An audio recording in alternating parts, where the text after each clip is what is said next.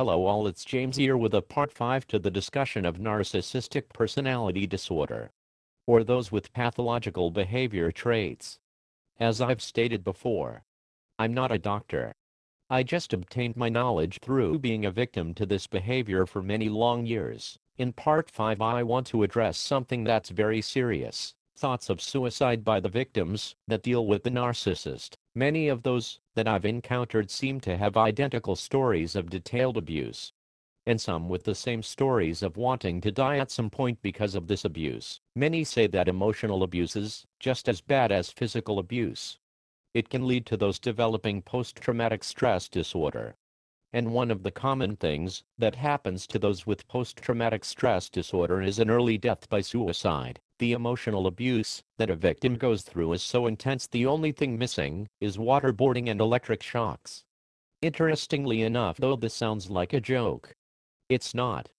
For the most part, the emotional abusive tactics these women use are very similar to those that are used on prisoners of war, depriving you of sleep, taking away your human contact with others, threats of physical violence, devaluing you to where you feel like you're a complete zero, getting you to believe you are the one responsible for your abuse you are suffering, controlling and stealing your money, ruining your relationship with your children, threatening she will get you fired at work, and ruining your friendships. This side of her often makes you sick to your stomach, literally. This fear turns into nightmares when you do have a chance to sleep. You may find yourself being constantly anxious, confused, scared, sleep deprived, physically ill, possibly even developing an ulcer. Also, feeling you can't perform well at work, and scared to go home and face your abuser. The post-traumatic stress starts to take its toll, and many get mixed up so bad they start to think of killing themselves. Many are ashamed of how they got in this situation, and don't know who to talk to for help. Many they do talk to may not understand the severity. Also, the narcissist is well skilled at getting rid of any source of help you may have, usually through her lying to your friends, so they will no longer believe you and be willing to be a support system for you. Their tactics are truly vicious. If it's getting to this point, please talk to someone. Anyone.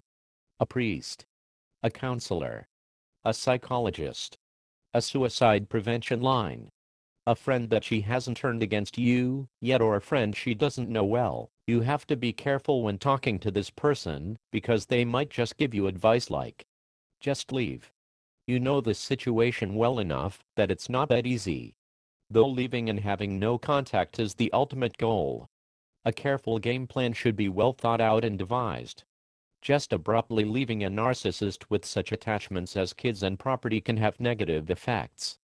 Many narcissists will see this as an attack and will seek revenge for such action, such as, if you leave right on the spot, you might lose your kids.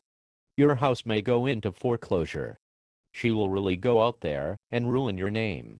Though leaving is the main goal, you should work with a good support system on developing a way out that will cause you the least amount of harm. If you're talking to someone that's trying to be a support system, but they aren't completely understanding, provide them info regarding this disorder so they can understand what you're dealing with is real. For instance, on my website menwhoareabused.com, there are several people explaining their accounts of abuse at the hands of these pathological women. All of these stories have three main things in common.